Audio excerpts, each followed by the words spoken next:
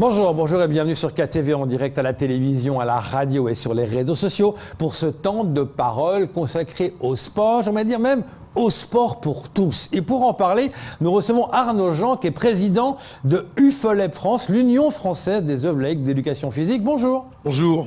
Bienvenue. Merci à vous. Alors, vous êtes président pour la deuxième fois de UFOLEP France et vous êtes actuellement à Mayotte. Quelles sont les raisons de votre venue sur notre territoire ? Alors, c'est mon premier déplacement ultramarin et si je suis là, c'est véritablement pour saluer et encourager les amis de l'UFOLEP Mayotte qui font un travail véritablement remarquable sur le terrain. Donc vous l'avez dit, sport pour tous, multisport, une fédération importante, 350 000 licenciés partout en France, qui dans les associations, au cœur des quartiers, dans les zones plus rurales, proposent de l'activité tout au long de l'année. Donc c'est ça qu'il faut comprendre. L'UFOLEP, c'est un groupement de plusieurs associations qui encourage les gens à faire du sport. Exactement. Par exemple, hier matin, je donnais le départ du Trail du Centre. Voilà, une des activités proposées par l'UFOLEP. Tout le monde à Mayotte connaît la course de pneus qui est organisée par l'UFOLEP, à la fois sa finale et puis les épreuves qualificatives, le sport collectif, les activités de plein air, les activités de nature, les activités d'entretien pour les femmes. Bref, aujourd'hui, l'UFOLEP de Mayotte est partout, même si le nom reste toujours un peu compliqué à comprendre. Oui, et c'est aussi l'objet de notre échange de ce matin. Bah oui, parce que quand on dit franchement, Union française des œuvres laïques d'éducation physique, ça c'est il y a 100 ans, hein, ça a été donné en 1900. Quelle année c'était créé 1928, bientôt 100 ans. Donc on dit, le nom c'est un peu compliqué à comprendre. C'est pour ça qu'on préfère des raccourcis, de dire on est une fédération multisport très importante, la plus grande de France, et puis du sport pour tous. C'est ça qui est important. Et on voit d'ailleurs un projet sportif fédéral. Exactement. 2021-2024. Complètement. Comme toutes les fédérations sportives, l'UFOLEP doit réaliser un projet sportif fédéral si elle veut bénéficier du soutien du ministère des Sports notamment. Et donc chacun des comités, donc celui de Mayotte, le décline avec les spécificités du territoire. Justement, comment c'est décliné ici à Mayotte ? Ici, aujourd'hui, la priorité du comité UFOLEP de Mayotte, c'est la jeunesse. Ouais, ça ne vous étonnera pas, bien entendu. C'est un enjeu très très important pour l'île. Et bien entendu, l'enjeu de la jeunesse et de la formation. C'est-à-dire aujourd'hui, comment on propose des activités sportives accessibles aux jeunes Mahoraises et aux jeunes Mahorais, et comment on peut accompagner des jeunes Mahoraises et des jeunes Mahorais qui souhaitent faire du sport pour tous, leur métier. C'est un peu compliqué de mettre ça en place avec une période de Covid. Hein. Ça a été un frein. Vous avez cité tout à l'heure dans votre actualité ce qui s'est passé avec la Ligue de football de Mayotte. Aujourd'hui, tous les acteurs du sport, malgré quelques assouplissements, sont confrontés notamment au pass sanitaire qui fragilise nos organisations sportives. Justement, comment ça se passe ? Parce que c'est très critiqué cette histoire de pass sanitaire. En plus, dans le sport, les gestes barrières sont difficiles à appliquer. Quand on dit gestes barrières, c'est à un moment donné, il y a la transpiration, il y a tout ça.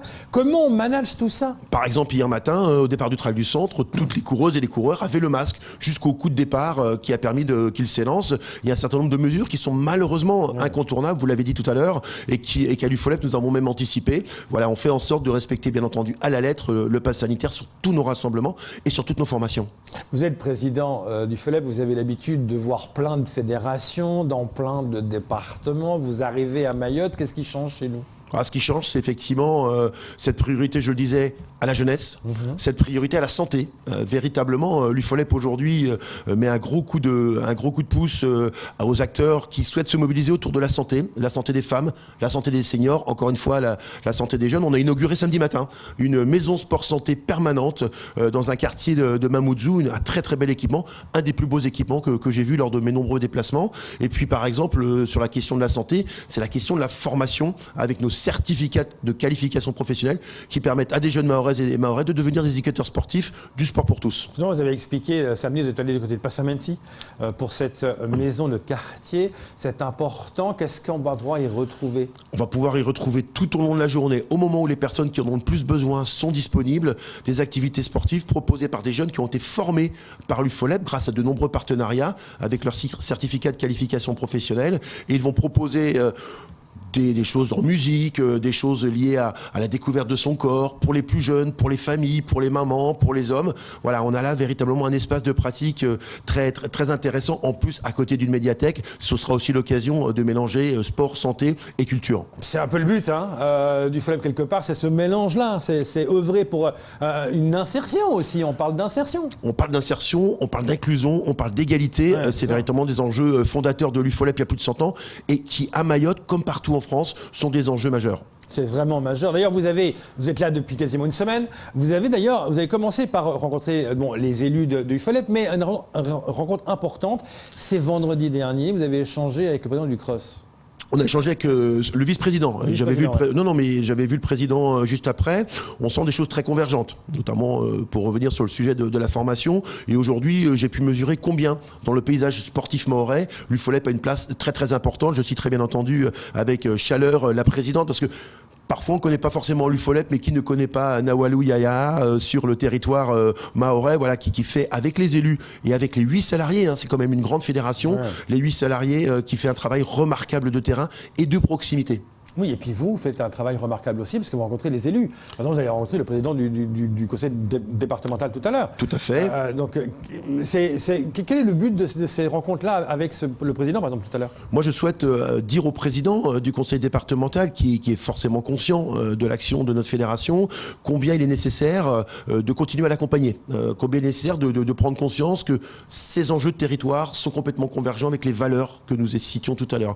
Je vais échanger avec lui sur très concrètement, aujourd'hui, quels sont les projets de développement de l'UFOLEP, savoir comment le conseil départemental peut soutenir l'UFOLEP Mayotte comme il le fait déjà, peut-être un peu plus, et puis une vraie question, mais qui est relative, qui est importante pour tous les acteurs du sport français, comment on peut garantir une pluriannualité des aides, parce qu'effectivement, le coup par coup, l'aide face à certaines situations d'urgence ne doit pas masquer l'action de fond, l'action de terrain qui doit être menée au quotidien. Parce que ça fragilise forcément. Ça fragilise aussi l'emploi. L'UFOLEP est un gros employeur de Lille, et donc forcément tout cela, en plus de situations qui peuvent être un peu compliquées à gérer, on a la nécessité de pouvoir créer de la continuité et de la pérennité de nos actions. On a d'ailleurs eu une demande très forte du sous-préfet en matière de lien social, on dirait, pour que l'UFOLEP agisse notamment sur les questions alors moi j'ai envie de dire de fraternité, en tout cas de bonne entente, notamment des villages qui parfois s'affrontent de manière assez violente. Justement, voilà. J'allais y venir. On a eu pas plus tard qu'hier soir, il y a encore eu des bagarres à Combani par exemple, les villages, les jeunes qui s'affrontent. D'où votre rôle, c'est de pouvoir, justement, avec les associations, intervenir par rapport à cette jeunesse-là. C'est encore plus flagrant à Mayotte qu'ailleurs. Nous sommes des vrais médiateurs, nous sommes des vrais pacificateurs par le sport. Nous avons cette capacité à le faire. Encore une fois, nous appuyant, ce qui n'était pas forcément le cas il y a encore quelques années, mais grâce au travail de l'UFOLEP qui n'a que 10 ans, rappelons-le, avec tous les bouleversements et les changements de l'île depuis 10 ans. Mayotte, oui, tout à fait, à Mayotte. À Mayotte, tout à fait. Et puis, c'est notre plus jeune comité départemental. Et malgré cette jeunesse, j'ai envie de dire qu'elle est synonyme de dynamisme, et véritablement l'appel du pied très concret du sous-préfet pour que l'UFOLEP contribue par la rencontre sportive, en confiant des responsabilités aux jeunes, en les mixant, en donnant la capacité à des jeunes filles de s'engager, doit permettre, c'est une partie des solutions, ce n'est pas la solution, mais très concrètement, nous pouvons y contribuer de manière volontaire et ambitieuse. Vous parlez des différentes actions possibles, qu'est-ce qu'il va y avoir avec l'UFOLEP cette année? Alors cette année, il y a l'immense course de pneus, on espère bien entendu que... Quelle aura lieu cette année? Voilà, même si les effectifs doivent être limités, c'est encore trop tôt pour le dire. On travaille avec l'UFOLEP sur ce qu'on appelle, nous, en métropole, le Playa Tour. Il y a déjà des événements organisés sur les plages, et je discutais hier avec le vice-président et la présidente pour faire en sorte qu'on puisse mettre à disposition de l'UFOLEP Mayotte des immenses structures gonflables qui vont permettre sur les plages, notamment le week-end, là où les populations sont, vivent, font la fête, qu'elles puissent découvrir la pratique sportive, et pourquoi pas rejoindre des associations affiliées à l'UFOLEP pour avoir une pratique sportive régulière toute l'année, adaptée, car c'est bien aujourd'hui un levier efficace et majeur de la santé pour tous. Oui, mais c'est ça la force de l'UFOLEP, c'est que c'est un groupement d'associations qui viennent adhérer. C'est pas une association, vous, qui faites des choses. Pas du tout. C'est un groupement d'associations, quelque part, l'union fait la force. Tout à fait, et d'où le nom d'Union française des œuvres laïques. Aujourd'hui, nous sommes une confédération d'associations qui, là par le football, là par les activités physiques d'entretien, là par le trail, là par les sports mécaniques, va faire en sorte d'éduquer à la citoyenneté tous les jeunes jusqu'aux plus âgés d'entre nous. Qu'est-ce qui manque à Mayotte, selon vous ? Je pense, et les élus en sont conscients, il y a une question d'infrastructure sportive, très clairement. Il y a le jeu des îles, on voit que c'est quelque chose qui peut être un formidable booster et starter des équipements. Il y a les équipements, donc je veux dire un peu de haut niveau, avec le projet de la piscine, de nombreux stades, de nombreux gymnases qui sont en train d'éclore ici et là. Il y a vraiment besoin d'équipements de qualité, de proximité, voilà, qui vont permettre tout au fil de la journée, la soirée, dans les conditions de sécurité nécessaires, de pouvoir pratiquer. J'ai assisté à des matchs de basket le soir, à des matchs de foot, et qui sont dans des conditions qui méritent mériterait peut-être plus d'attention encore, plus d'entretien des équipements. C'est un levier important, c'est un levier de séduction, c'est un levier d'attractivité que d'avoir des équipements de qualité. Et puis le deuxième enjeu qui est selon moi majeur, c'est la formation des cadres sportifs. Aujourd'hui, les jeunes Mahoraises et Mahorais doivent bénéficier d'accompagnement. C'est ce que propose véritablement, très concrètement, avec des aides à des jeunes filles et des jeunes garçons à travers notre certificat de qualification professionnelle, qui est un diplôme reconnu par l'État, qui permet d'enseigner contre rémunération en toute légalité, de pouvoir encadrer avec des compétences les jeunes filles et les jeunes garçons qui veulent se faire plaisir autour d'un ballon, autour d'une balle, autour d'un terrain de sport. Et vous pointez du doigt les infrastructures, parce que ça on le sait, il y a un manque à ces niveaux-là, il y a un vrai besoin. Est-ce que l'UFOLEP peut intervenir, peut être un influenceur par rapport à des décisions qu'on peut prendre à Paris, par exemple? Tout à fait. Voilà, moi j'ai la chance de siéger au Comité national olympique. Je suis un cadre du ministère des Sports, donc j'ai effectivement plusieurs connaissances qui peuvent permettre d'activer des deux leviers et de faire prendre conscience aux amis métropolitains, aux décideurs nationaux, qu'aujourd'hui on a, comme vous l'avez dit tout à l'heure un petit peu en off, une pépite entre les mains et qu'il nous faut travailler sur cette pépite pour en faire véritablement un joli diamant. Oui, c'est là que vous avez été d'accord avec moi. On en a discuté tout à l'heure, effectivement. C'est de dire, voilà, Mayotte est une magnifique, qui a des problèmes d'insécurité, tout le monde le sait, mais il y a des problèmes d'infrastructure. L'athlétisme, par exemple, ils disent tout le temps, on manque de terrain, le football, on manque de stades. Il y a des manques partout, mais vous avez relevé le jeu des îles, qui est un enjeu important. Est-ce que l'UFOLEP a également un rôle à jouer par rapport à ça? Tout comme l'UFOLEP est la première fédération en France à être partenaire de Paris 2024 sur la question de l'héritage. Okay. À l'UFOLEP, on ne forme pas des futurs champions olympiques, ou tout du moins on peut donner envie à des enfants de devenir champions olympiques. Là où c'est notre force, avec notamment un déploiement incroyable avec mon ami Tony Estanguet, le président du COJO, nous sommes en capacité aujourd'hui de faire en sorte qu'après 2024, la France soit plus sportive qu'avant, que des personnes qui n'avaient pas idée d'une pratique sportive puissent l'engager d'ici Paris 2024. C'est un pari difficile, compliqué, c'était un vrai enjeu, un vrai atout du dossier de Paris 2024 avec les questions de transition écologique. Et aujourd'hui, l'UFOLEP est la seule fédération retenue par le COJO pour faire en sorte de prendre une puissance importante autour de cet héritage. Et très clairement, moi, ce que je dis aux partenaires que je rencontre, les Jeux des îles, c'est très bien. Il y aura 5000 sportifs et sportifs entraînés qui vont s'affronter, dans le meilleur état d'esprit, bien entendu. Mais aujourd'hui, ça doit être un formidable booster de politique sociale du sport pour que de plus en plus de Mahoraises et de Mahorais pratiquent une activité sportive. Parce que vous avez cité les infrastructures, des choses qui me paraissent aujourd'hui pas assez optimisées. C'est la question des espaces naturels.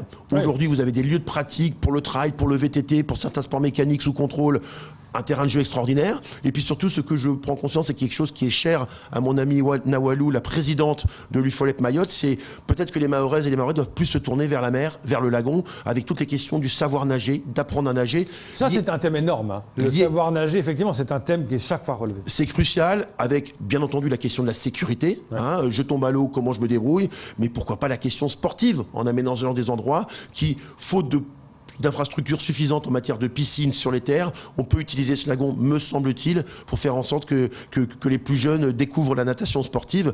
Voilà, et là, en matière d'héritage, ce serait, je pense, d'ici 2027, une formidable réussite pour l'île. Arnaud Jean, quel a été votre regard avant d'arriver à Mayotte? Que pensiez-vous de Mayotte? Est-ce que ce que vous pensiez s'est démontré sur le terrain? Alors moi, j'ai des collaborateurs efficaces, une direction technique efficace, et puis mes liens avec notamment Nawalou et les élus du comité me font que je connaissais bien, je savais où j'arrivais. Okay. Mais je n'avais pas idée de l'environnement où ils évoluaient. Okay. Et voilà, je n'avais pas conscience de ces questions d'infrastructure, de cette question, on évoquait la violence, de cette question de cette jeunesse incroyable, explosive, bouillonnante. Et du coup, je mesure véritablement depuis 4 jours l'action de l'UFOLEP dans un territoire qui reste quand même un territoire différent des autres, mais c'est ce que je peux dire aussi dans les Ardennes ou dans la Creuse ou dans les Hautes-Alpes. Exactement. Mais est-ce que ça veut dire pour aller plus loin, est-ce que ça veut dire qu'il y a tout qui est à faire à Mayotte? Ça veut dire que déjà des choses sont engagées. Il y a des acteurs solides repérés. Hein. Quand je discute avec le préfet, il a repéré des acteurs solides, dont l'UFOLEP, voilà, associatif. Et donc aujourd'hui, moi je suis plutôt quelqu'un d'optimiste et quelqu'un de volontaire. Et aujourd'hui, je pense que Mayotte a d'énormes atouts, notamment sa jeunesse, pour ne pas y revenir. Et donc aujourd'hui, des acteurs tels que l'UFOLEP sont véritablement des conditions incontournables de la réussite du territoire. Vous reviendrez à Mayotte? Ah, je reviendrai, puis je reviendrai en famille pour profiter. Voilà, ça c'est bien. Voilà, ça, c'est bien. je reviendrai en famille pour leur faire profiter du magnifique lagon et surtout, je l'ai pas dit, du formidable accueil et de la gentillesse des personnes, voilà, que j'ai pu rencontrer tout au fil de ces journées. Ça a été hier en catamaran, c'était sympa. Ouais, ça a été le moment, pas le plus sympa parce qu'il y en a eu beaucoup durant cette semaine, mais véritablement de pouvoir, ou comme je l'ai fait, nager pour la première fois avec des tortues pour moi qui aiment mettre un peu la tête sous l'eau. C'est des moments qui marquent. Ouais. Et c'est vrai que tout le monde le dit, et merci beaucoup de votre énergie. Et on rappelle que vous êtes président de cette association, de ce groupement, de cette confédération, on va dire, pour la deuxième fois, deuxième mandat. On peut en faire 3, 4, 5 ? On peut en faire 3, 4, 5 si on n'est pas trop fatigué. Voilà. Mais vous, ça va, vous avez les pour l'instant, ça va. Pour l'instant, ça va, je tiens. Et puis, ça pousse. Voilà, des gens comme l'Ufolette Mayotte, ça pousse et ça donne envie de continuer, quoi. Merci pour votre accueil, en tout cas. Mais de rien. Merci beaucoup d'être venu ce matin. C'est tout pour ce temps de parole. Tout de suite, la suite de nos programmes.